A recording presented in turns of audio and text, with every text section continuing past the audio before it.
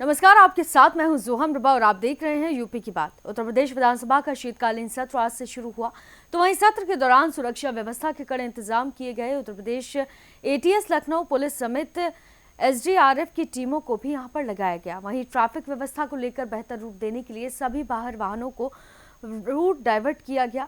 तो वहीं उत्तर प्रदेश के मुख्यमंत्री योगी आदित्यनाथ समेत भारतीय जनता पार्टी और विपक्ष के विधायक भी इस मौके पर मौजूद रहे। सदन की कार्रवाई दिवंगत घोसी विधायक के शोक संदेश से शुरू हुए और उसके बाद में श्रद्धांजलि दी गई। उसके बाद सदन की कार्रवाई को फिलहाल सोमवार तक के लिए स्थगित कर दिया गया। तो वहीं आपको बता दें कि सोमवार को सरकार अपने अनुपूरक बजट को पेश करेगी। उत्तर प्रदेश के विकास के लिए अत्यंत महत्वपूर्ण होगा शीतकालीन सत्र। और आगे सीएम योगी आदित्यनाथ ने कफ सिरप मामले को लेकर कहा कि कोडिन कफ सिरप मामले की प्राथमिक जांच में सामने आया कि उससे जुड़े जिन अभियुक्तों को पकड़ा गया है उनके संबंध समाजवादी पार्टी से हैं। और ये जरूर मैं कह सकता हूं कि जो सपा प्रमुख के द्वारा कहा जा रहा था कि ये वही स्थिति है। साथ ही उन्होंने कहा कि यही कसूर मैं बार बार करता रहा, धूल चेहरे पर थी और मैं आईना साफ करता रहा। जांच की पूरी रिपोर्ट आने दीजिए, दूध का दूध और पानी का पानी सबके सामने आएगा। साथ ही मुख्यमंत्री योगी आदित्यनाथ ने विधानसभा सदस्य सुधाकर सिंह के भी आकस्मिक निधन पर विधानसभा में शोक व्यक्त किया। और क्या कुछ कहा मुख्यमंत्री योगी आदित्यनाथ ने, सुनिए। आज से 24 दिसंबर तक शीतकालीन सत्र में माननीय सदस्यों को सदन में अपने मुद्दों को उठाने, उत्तर प्रदेश की जनता के हित में और उत्तर प्रदेश के विकास से जुड़े हुए तमाम अन्य कार्यों को आगे बढ़ाने, विधायी कार्यों को आगे बढ़ाने और विभिन्न विभागों में जो नई मद हैं उनके लिए सप्लीमेंट्री डिमांड्स के लिए भी यह शीतकालीन सत्र अत्यंत महत्वपूर्ण होगा। इस अवसर पर राष्ट्रगीत वंदे मातरम के 150 वर्ष पूर्ण होने के उपलक्ष्य में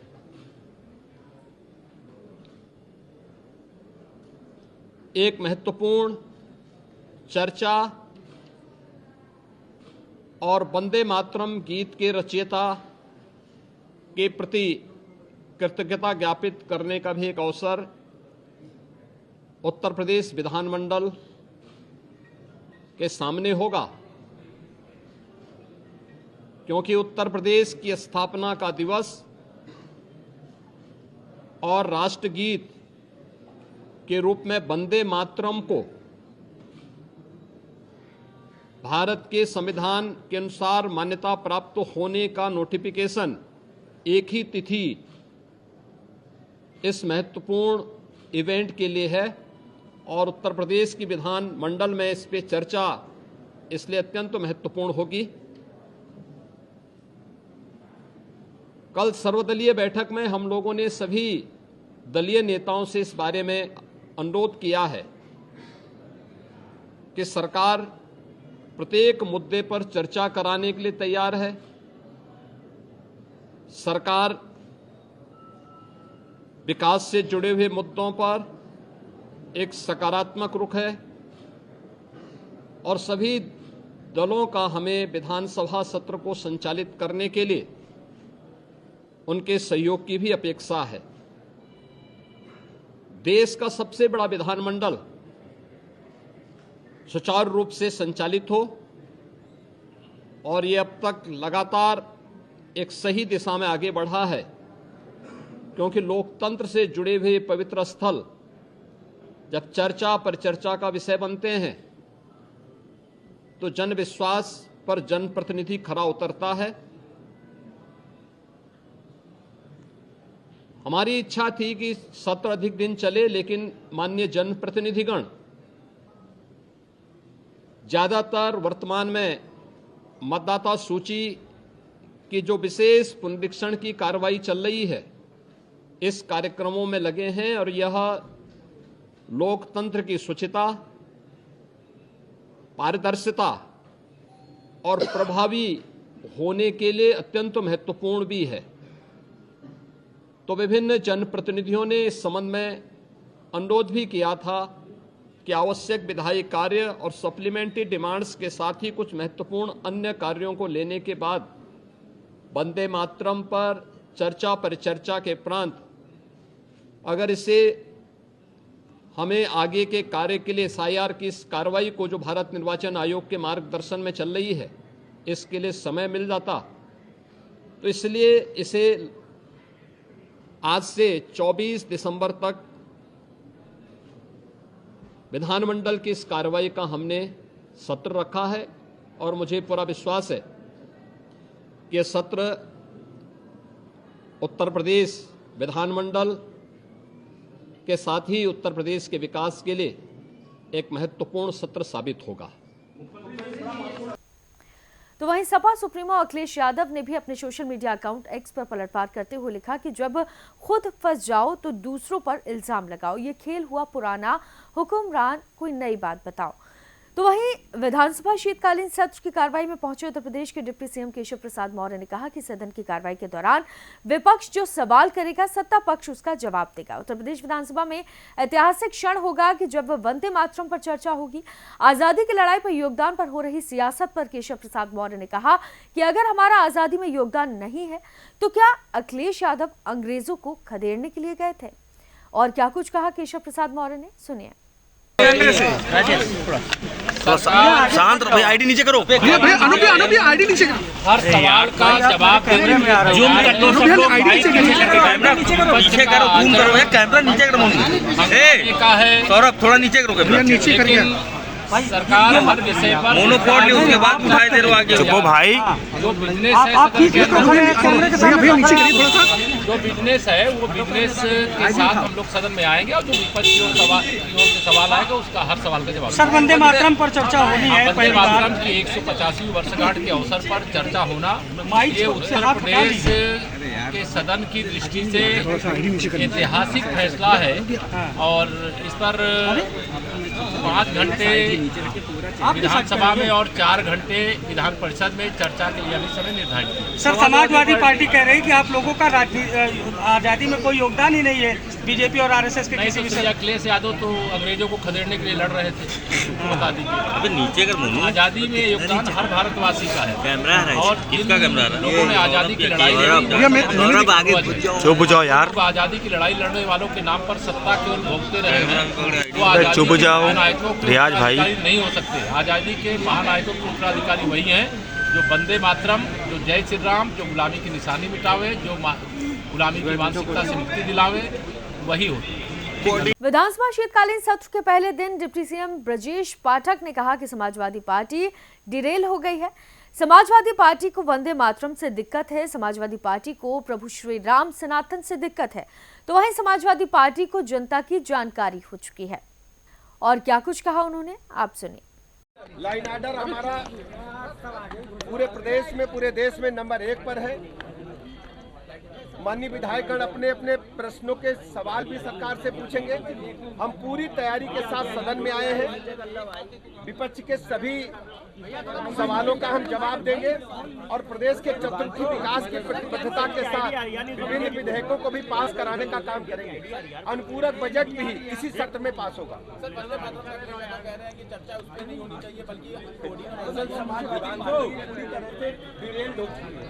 उनको वंदे भारत से चिढ़ है, उनको भगवान श्री राम से चिढ़ है, उनको वृंदावन में बांके बिहारी से चिढ़ है, उनको महाकुंभ से चिढ़ है, उनको बाबा विश्वनाथ से चिढ़ है।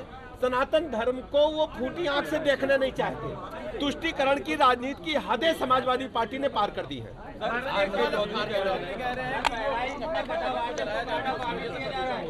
देखिए, ये जो इस प्रकार का बयान दे रहे हैं, सिर्फ ये उनकी सनातन विरोधी मानसिकता है, तुष्टीकरण की पॉलिटिक्स है। उनसे पूछिए उनके परिवार में क्या होता है, जरा पूछिएगा एक बार। इस प्रकार की बयानबाजी करके सिर्फ मीडिया की खबरें बनना चाहते हैं, वास्तव में वो स्वयं इसी को आप किए हुए हैं।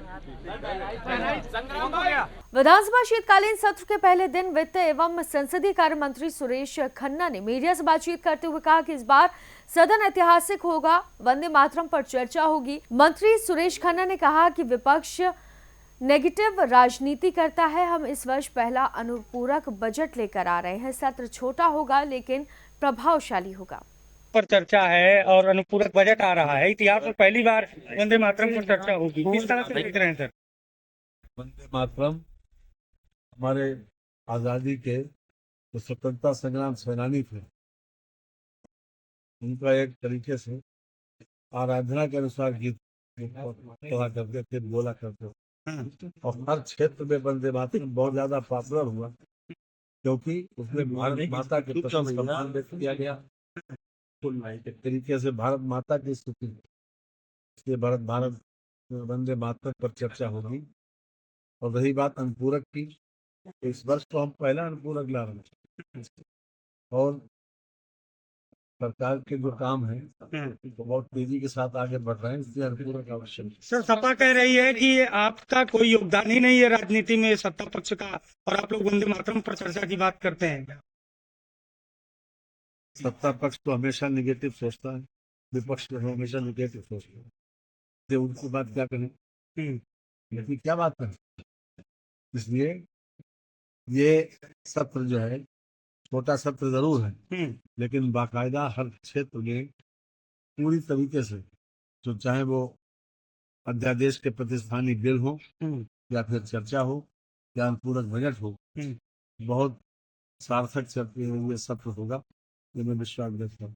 सर, बहराइच में कथावाचक को विधानसभा शीतकालीन सत्र के पहले दिन कानपुर की गोविंद नगर सीट से भाजपा विधायक सुरेंद्र मैथानी ने कहा कि कानपुर में बड़ी संख्या में घुसपैठिए हैं और रोहिंग्या रह रहे हैं।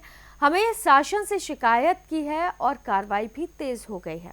कहा जा रहा है रोहिंग्या और घुसपैठियों की संख्या बहुत है, क्या मांग करेंगे? आप तो सत्ता के विधायक हैं। देखिए, मैंने कहा है स्थानीय प्रशासन को भी, और यहाँ मैं शासन के भी संज्ञान में दूंगा कि वहाँ पे CSA जो यूनिवर्सिटी है, उस यूनिवर्सिटी के बाउंड्री से लगे हुए काफ़ी लोग मिले थे। मैंने कुछ लोगों को वहाँ से खदेड़वाया भी था, और भी कुछ सड़कों के किनारे ऐसे हैं, उन सारे ही रोहिंग्या को इस SIR के अंतर्गत भी, अब उनके नाम तो आएंगे नहीं क्योंकि उनके पास कहीं कोई ऐसा आइडेंटिटी नहीं है।